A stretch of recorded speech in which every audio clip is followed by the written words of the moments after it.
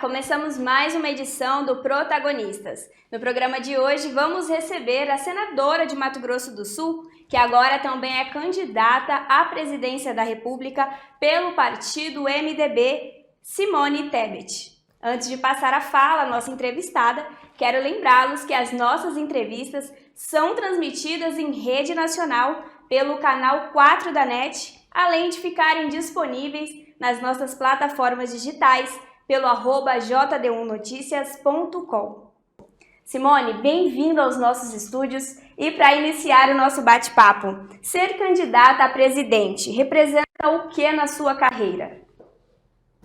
Bom, Tainara, em seu nome eu cumprimento todos que estão nos acompanhando, um prazer muito grande dar essa entrevista em Mato Grosso à presidência da República, por este que é o maior maior partido democrático do Brasil, e agora não falando apenas pelo MDB, mas pelo PSDB e pelo Cidadania também. Eu acho que, mais do que em relação à minha carreira política, esta é uma candidatura urgente e necessária para o Brasil.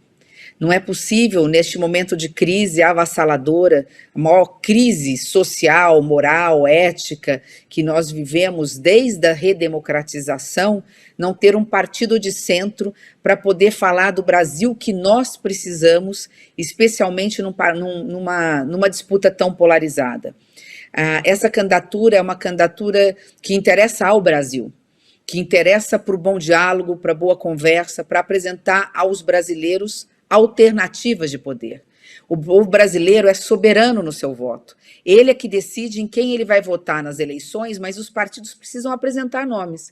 E aquele que não quer voltar ao passado? E aquele que não quer permanecer no presente? Ele precisa ter alternativas de centro, afinal nós vivemos numa democracia. Então a existência de uma candidatura do centro democrático, não é importante, ela é fundamental para que as ideias de liberdade, de governo voltado para o povo, de apresentação de propostas, seja feita de forma racional para que o eleitor possa exercer o seu voto com a sua consciência a partir de outubro deste ano. Candidata, a PEC Kamikaze, que aprovou auxílios para serem pagos esse ano, pode gerar um buraco fiscal em 2023? Bom, vamos lembrar que essa PEC, ela garante benefícios temporários para a população mais carente, alguns setores, até dezembro deste ano. Na realidade, o que vai causar e está causando um buraco nas contas públicas do ano que vem, não é a PEC Kamikaze. O que está causando é a má conduta do governo federal. É o orçamento secreto, é dinheiro indo para currais eleitorais, para municípios e estados sem nenhuma transparência, sem nenhuma certeza que esse dinheiro está sendo aplicado, furando o teto de gasto, causando numa irresponsabilidade fiscal um rombo que, você tem razão, vai dificultar em muito o trabalho do próximo presidente da República. O que vai causar esse rombo, vai causar a dificuldade do próximo presidente da República de prestar os serviços de qualidade para a população, de garantir saúde, educação, segurança pública, construção de casas populares, resolver os problemas reais do Brasil, é a corrupção que está sendo, lamentavelmente, escondida por um tempo, jogada para debaixo do tapete, e que não tenho dúvida que vai vir a público em breve, porque nós estamos diante dos maiores esquemas de corrupção de toda a história republicana do Brasil. Nós estamos falando de 16 bilhões de reais do orçamento secreto, sendo distribuído sem nenhuma transparência, sem nenhum critério, colocando hierarquias e escalas de parlamentares, como se tivesse parlamentares de primeiro escalão, parlamentares de segundo escalão e parlamentares de quinto escalão, tirando o dinheiro exatamente tão importante que poderia ser destinado para políticas públicas no Brasil. É isso que está quebrando o Brasil. O que está quebrando o Brasil é você ter um governo que não planeja nada, não sabe onde quer chegar, não tem um projeto de país, não apresenta nada em forma definitiva para o Brasil. Nós temos a solução para isso. Nós elaboramos um programa de governo, está sendo feito por diversas mãos, com regras muito claras, planejando, organizando a máquina com programas, com metas, com resultado. Sabemos onde queremos chegar. A meta absoluta e prioritária é erradicar a miséria e acabar com a fome no Brasil. Paralelo a isso, com uma grande e colocando como pela primeira vez na história como uma agenda de prioridade nacional a educação. A educação no Brasil vai ter pela primeira vez, pelo olhar de uma professora que sou, uma prioridade nacional. A União vai deixar de empurrar para estados e municípios a responsabilidade com a educação e vai chamar para si, junto com prefeitos, junto com governadores, vamos garantir que as crianças que estão fora de sala de aula voltem imediatamente para a sala de aula e que a gente possa garantir para aqueles que já estão um ensino público de qualidade, com olhar voltado para os nossos jovens no ensino médio, que lamentavelmente hoje não querem estar no banco de uma escola, porque tem uma escola de ensino médio com viés totalmente equivocado. Então, aproveitando a sua pergunta para estender, né, este é o grande problema do Brasil. Um Brasil que hoje é governado por quem não conhece os problemas do Brasil, não conhece de máquina pública e a gente sabe que na política não há espaço vazio. Esse espaço foi ocupado pela macropolítica de parcela do Congresso Nacional. Simone, falando um pouco sobre a sua nova candidatura, qual será a sua linha no horário eleitoral? De propostas, de equilíbrio, de mostrar ao Brasil que nós somos o único caminho, que é o caminho do centro democrático, dessa frente democrática, capaz de pacificar o Brasil, de unir as famílias, o povo brasileiro, sem o qual, sem isso, sem esse primeiro passo, nós não conseguimos seguir adiante. Pacificar o país, unir o Brasil, mostrar que nós temos amor e coragem verdadeiros para reconstruir a história do Brasil. Com pacificação e união, nós temos condições de garantir a estabilidade tão necessária, a segurança jurídica para que os investidores, estou falando do pequeno, do micro, do médio, grande, prestador de serviços, de bens, do comerciante, do empresário, da agroindústria, para que eles voltem a acreditar no Brasil, invistam no Brasil e com isso façam o Brasil voltar a crescer. O Brasil só vai voltar a crescer, gerar emprego e renda para a nossa população, acabar com a miséria, diminuir a pobreza e eliminar a fome no Brasil e, consequentemente, nesse aspecto, tudo muda, inclusive a própria inflação, combatendo a inflação, quando nós tivermos um país pacificado. E essa polarização ideológica entre esquerda e direita, que está levando o Brasil para o abismo, não tem a receita e não tem a solução para o Brasil. Só levaria para mais 4 anos esse clima de insatisfação, esse clima de ódio, esse clima de violência e o que é pior, né? Fazendo com que a economia vá dos soluços aos soluços, dos solavancos aos solavancos, ao abismo. Nós estamos numa situação muito delicada, e por isso é que o centro democrático se apresenta ao Brasil. Repito, somos o único meio, a única saída para acabar com essa polarização e fazer o Brasil voltar a crescer. É emprego na veia, a nossa obsessão é essa, emprego, emprego, emprego, melhorar a renda de quem já tem emprego, garantir emprego para quem não tem, porque é inadmissível um Brasil que é o celeiro do mundo, que alimenta 800 milhões de pessoas no planeta, não tenha condições de alimentar seus filhos, especialmente as nossas crianças e os nossos jovens. Candidata, aproveitando que a senhora falou sobre centro, há quem diga que o Centrão continuará majoritário na próxima eleição. Caso a senhora seja eleita, como a senhora governaria? Bom, eu tenho experiência, Tainara, com o legislativo. A minha vida começou como deputada estadual em Mato Grosso do Sul.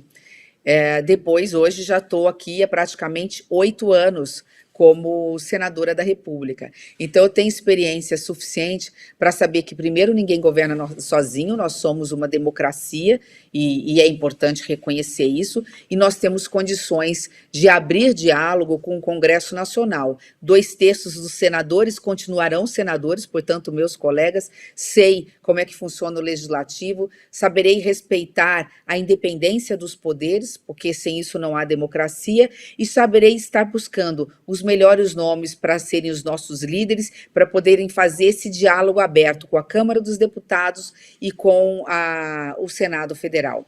Nós estamos prontos para apresentar ao Brasil uma proposta que tire o Brasil dessa crise, a começar com algo que já está dentro do Senado Federal. Faremos a reforma tributária nos 6 primeiros meses do nosso governo. Além de tudo, nossos gastos vão ser direcionados para quem mais precisa.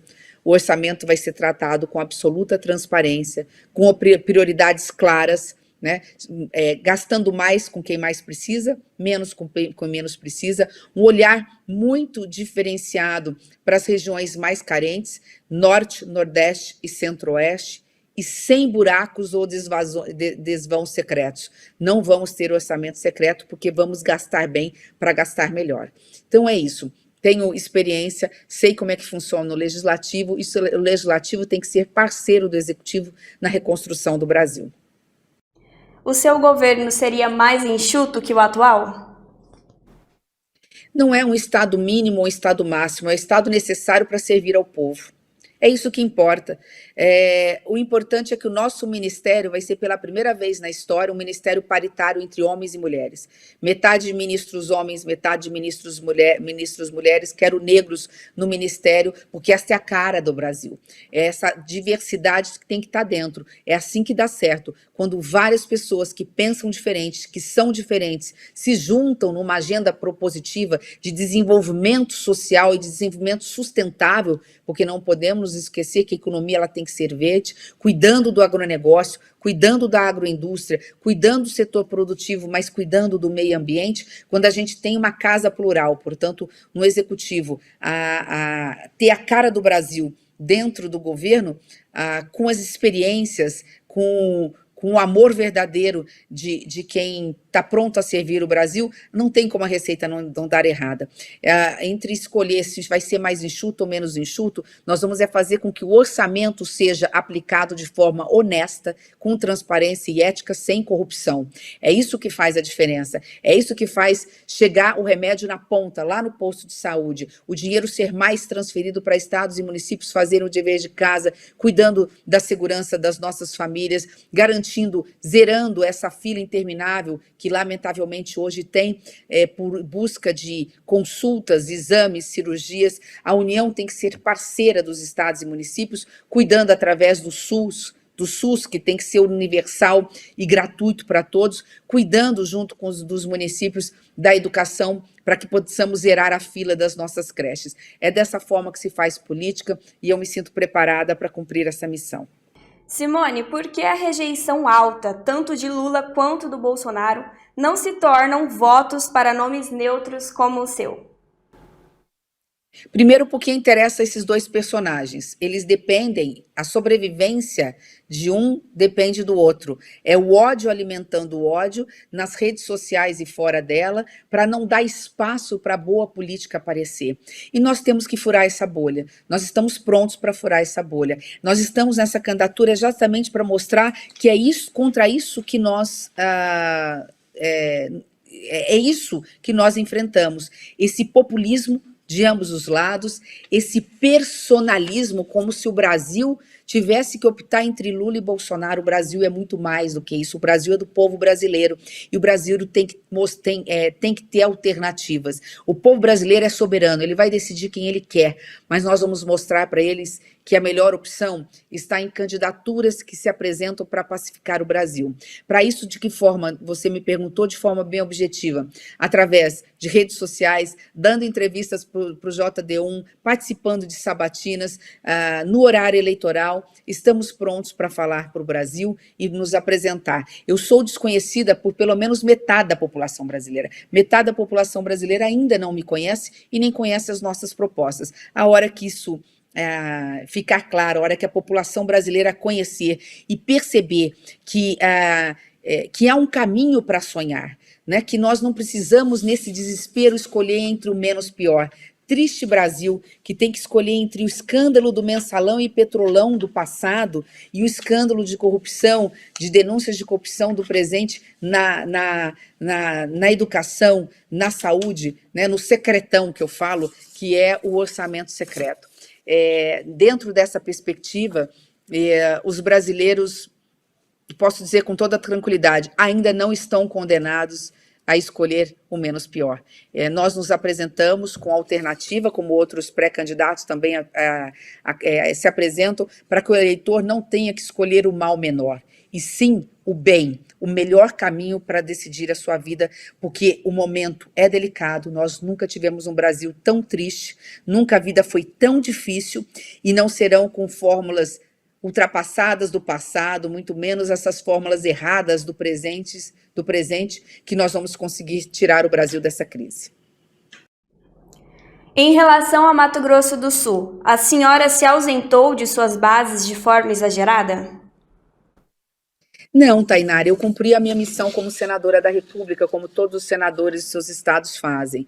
Óbvio que nós ficamos 2 anos isolados por conta de uma pandemia, ficou difícil, inclusive, participar da campanha, dessa última campanha para prefeituras, foi muito difícil fazer tudo pelo modo virtual, mas nós cumprimos uma missão para Mato Grosso do Sul. Nós passamos nesse processo de 7 anos, por 1 ano quase, de um impeachment de uma presidente, nós passamos por praticamente 2 anos de uma pandemia, mas nós avançamos muito. É importante dizer que eu represento o Mato Grosso do Sul a partir de agora também, né? Pela primeira vez, uma mulher do Mato Grosso do Sul é candidata à presidência da República, e não é por qualquer partido, é pelo maior partido do Brasil, um partido democrático, né? Então, representar Mato Grosso do Sul, homens e mulheres de Mato Grosso do Sul, mas representar também o interior do nosso estado, porque eu venho lá de Três Lagoas, poder ser uma voz para mostrar que o interior do Brasil também precisa de atenção, que os estados do Centro-Oeste precisam de atenção.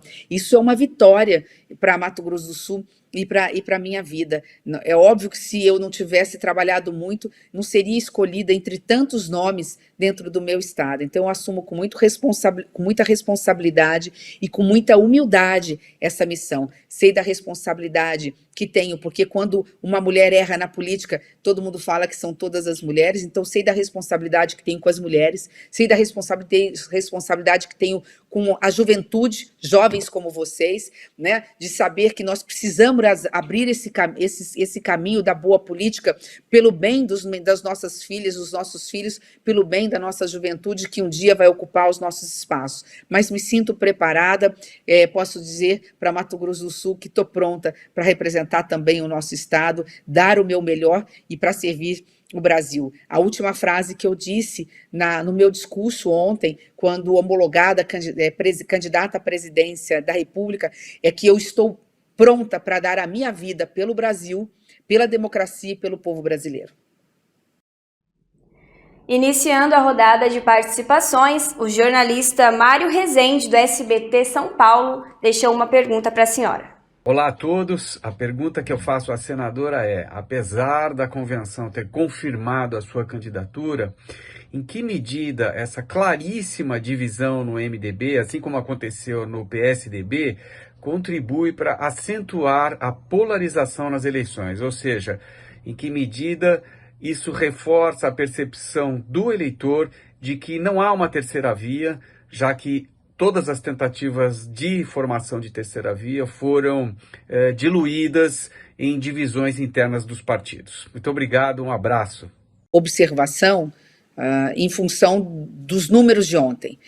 Não foi qualquer coisa, 97% aprovou. A média de presença sempre é algo em torno de 70%, como aconteceu, e 97% homologou. Houve uma homologação praticamente quase que por unanimidade. Da mesma forma com o PSDB. O PSDB homologou essa convenção com 100% de adesão.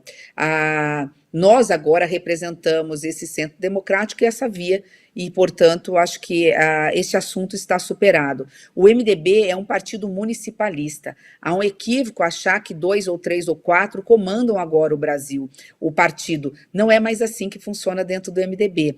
Nós não podemos deixar que 3, 4 vozes dissidentes possam falar por 2 milhões de filiados e por toda uma executiva do partido. O MDB não tem dono, e nós mostramos isso ontem. O MDB está nessa luta democrática para a defesa da democracia e de todos os valores democráticos, e mais do que isso, o MDB agora se reposiciona na história, e isso é importante. Ontem foi um dia histórico para o partido, um partido que durante muito tempo deixou de ser protagonista para ser coadjuvante, que participou em determinado momento de governos com toma lá da cá, do fisiologismo, de cargos públicos comprando consciências, agora mostra que está repaginado, que retorna à sua origem da época de Ulisses Guimarães, de Tancredo Neves, de Mário Covas, de Teutônio, enfim, de Pedro Simon, de Wilson Barbosa Martins, de Ramos Tebet. Então é isso.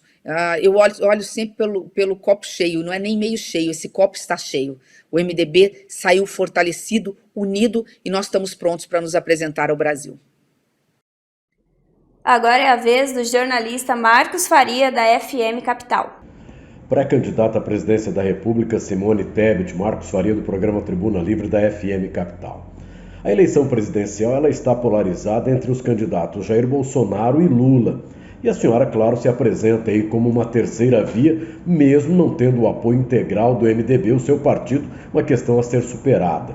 Dito isso, eu pergunto, como a senhora pretende apresentar à população brasileira as mudanças necessárias para o país, segundo a sua visão, e como realizar? Conversando com as pessoas, olhando nos olhos do eleitor, Marcos. Agradeço a pergunta para dizer de forma bem objetiva o que eu precisava, eu já tive do partido. Nós teremos tempo de rádio, televisão, espaço, redes sociais, e agora eu posso falar como candidata à presidência da República. Eu só preciso de um caixote e um microfone. Eu aprendi a fazer política dessa forma. Nós teremos espaços nos estados e palanques regionais, mas nós vamos estar mesmo com a militância do partido e com os prefeitos. Um único prefeito que nos apoia, ele já esteve comigo 3 vezes na pré-campanha, só esse ano, da virada do ano para esse ano, que é o prefeito da capital de São Paulo. Ele administra uma cidade de 12 milhões de habitantes. É mais do que toda a população dos 3 estados governados pelo MDB. O MDB governa 3 estados. Se juntar esses 3 estados em número de população, não dá a população de um único apoio que nós temos da Prefeitura do Estado de São Paulo. Então é isso, com os companheiros, com quem pensa igual a nós, com quem quer servir ao Brasil, com quem sabe que com transparência, com ética, com trabalho e com vontade e com amor, nós podemos transformar o Brasil. Quem pensa dessa forma estará conosco do lado certo da história. A próxima pergunta é do jornalista Joel Silva, da TV Educativa. Senadora Simone, a senhora começa a campanha atrasada no que diz respeito aí aos seus concorrentes, né, que já estão aí se engalfinhando, vamos dizer assim, né, há muito tempo. E como a senhora espera, né, em tão pouco tempo, né, mostrar um amplo projeto de governo que o Brasil precisa, e tenho certeza que a senhora tem, como a senhora pensa em explanar isso em tão pouco tempo? Gostaria que a senhora falasse para a gente. Pois é, Joel, obrigada pela pergunta. Isso só mostra o quanto nós somos resilientes. Muitos ficaram pelo caminho e nós tivemos a coragem de enfrentar todos esses desafios, embora a maioria não acreditasse nisso. É porque também a maioria não me conhece. Muito menos conhece o que passa hoje no meu coração, que é o coração de uma mãe que chora junto com outras mães a dor de saber que nós temos hoje milhões de crianças dormindo com fome todas as noites. Isso me faz tirar coragem e força de onde muitas vezes eu não imaginava ter. Eu acordo todos os dias cada vez mais renovada nessa certeza que temos uma missão muito grande pela frente, de construir um novo Brasil, um Brasil que realmente ame seu povo. Nós temos o tempo suficiente, Joel, até porque as pesquisas mostram que quem já escolheu Lula e Bolsonaro, há 1/3 do eleitorado que não quer ir nem para um lado nem para o outro, e que não vai nem para um lado nem para o outro, senão já teria ido, como você mesmo já disse, a campanha foi antecipada. Nós trabalharemos com a consciência de que esta não é uma maratona de 100 metros. Nós temos que primeiro pontuar para chegar no segundo turno, e chegarmos no segundo turno, nós ganhamos as eleições. Nós não precisamos pontuar 40%, 30% no primeiro turno. As pesquisas, inclusive, mostram que se nós chegarmos a 8% a 10%, nós nos tornamos competitivos. Em menos de 15 dias, nós dobramos esse percentual, porque as pessoas passam a enxergar a nossa candidatura. Do mais, é agora que começa o jogo. Treino é treino, jogo é jogo, e a campanha ainda não foi para a rua, porque o eleitor também está preocupado com o desemprego. 60 dias é muito tempo para virarmos esse jogo.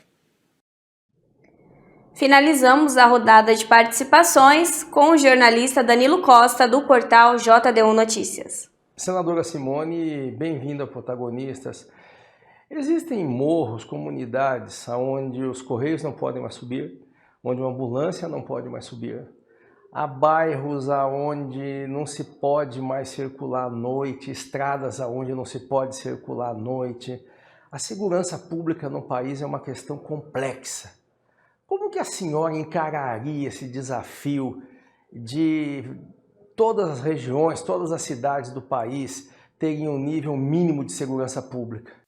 Obrigada, Danilo. Essa pergunta para mim é muito importante. Como vice-governadora, eu estive ao lado do secretário de Segurança Pública, aí de Mato Grosso do Sul. Nós somos um estado de fronteira. Nós sabemos que grande parte, para não dizer a maioria, da violência no Brasil, ela vem justamente das nossas fronteiras, do tráfico, do narcotráfico, das armas ilegais que entram no Brasil. A primeira coisa, eu já disse isso, é recriar o Ministério Nacional de Segurança Nacional. Segurança pública não é responsabilidade apenas dos governadores. Se nós continuarmos empurrando essa conta para os governos dos estados, nós não vamos garantir segurança para a nossa população. Nós somos líderes mundiais em números absolutos de assassinatos de seus filhos. O Brasil matou, ano passado, 47 mil irmãos brasileiros morreram assassinados fruto de homicídios. É infinitamente maior a qualquer país do mundo, seja maior que nós, seja países menores que nós.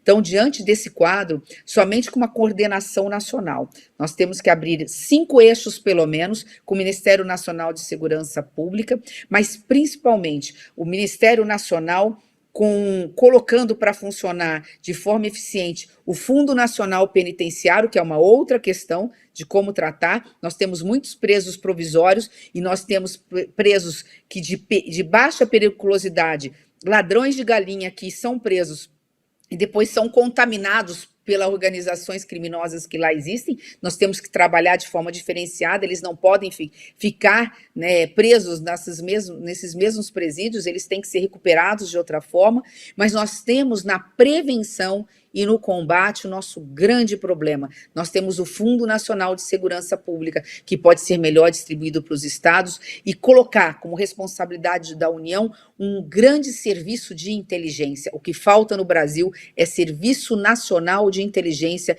com um governo digital interligado e a gente implantar de novo, colocar efetivamente para funcionar o CISFRON, que veio do Fernando Henrique, que ainda não foi totalmente implementado, que porque entra governo, passa governo, esse dinheiro é cortado. Era um programa que era para ficar pronto em 10 anos, 1 bi por ano, portanto 10 anos, nós estamos há 20 anos e ele não sai do papel, que é o monitoramento da nossa fronteira com as Forças Armadas, Polícia Federal, Polícia Militar, Polícia Civil, um serviço de inteligência com rádios, equipamentos, internet, satélite e efetivo, monitorando as nossas fronteiras. É possível fazer com integração, com inteligência e com responsabilidade. Antes de encerrar o nosso programa, eu quero lembrar mais uma vez que as nossas entrevistas são transmitidas em rede nacional pelo canal 4 da NET, além de ficarem disponíveis nas nossas plataformas digitais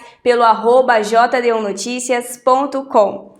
Voltando à nossa entrevistada, Simone, quero agradecer a sua participação e disponibilidade no nosso programa e a senhora pode encerrar com as suas considerações finais. Tainara, eu só tenho a agradecer a oportunidade, deixei particularmente hoje só para falar com Mato Grosso do Sul, dando entrevistas, começando de onde tudo começou.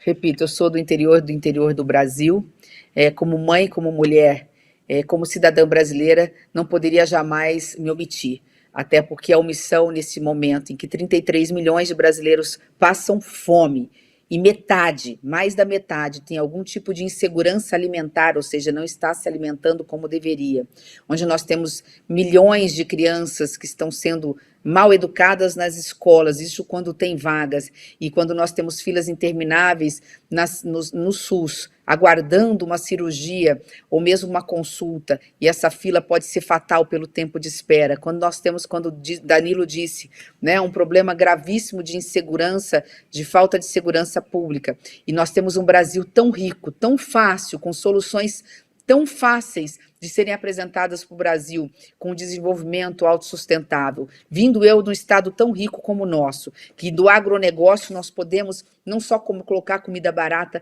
na mesa da população brasileira, mas nós temos o que o mundo precisa, que é a economia verde, é vender através das nossas florestas o crédito de carbono e trazer bilhões, eu não digo milhões, são bilhões de dólares em crédito de carbono para todo o setor produtivo e para o Brasil. Não é possível ficar omisso. Então eu tenho coragem, eu tenho amor verdadeiro e o nosso compromisso é por uma sociedade mais justa, mais inclusiva, mais plural e, acima de tudo, mais tolerante. Seremos implacáveis contra o preconceito, combate aos preconceitos, garantindo o direito de todos. O Brasil é de todos. A quem interessa essa guerra de nós contra eles, a quem interessa colocar religião e igreja e Deus dentro de políticas sérias. Nós temos que respeitar o credo religioso de cada um. Nós temos que lembrar que nosso país é um país de fé. Nós somos tementes ao mesmo Deus e nós temos que, com base nisso, cumprir aquilo que está no livro sagrado, né? É a união, é a paz, é a concórdia, é o amor, não é o ódio, a discórdia, a violência que vão resolver o problema do Brasil. Então, deixo aqui a minha expectativa, estou extremamente confiante de que esta caminhada vai ser uma caminhada muito bonita, que nós vamos juntos rumo à vitória e, repito aqui, eu coloco a minha vida pública à disposição do Brasil, da democracia e do povo brasileiro. D1Noticias.com, a notícia no seu celular.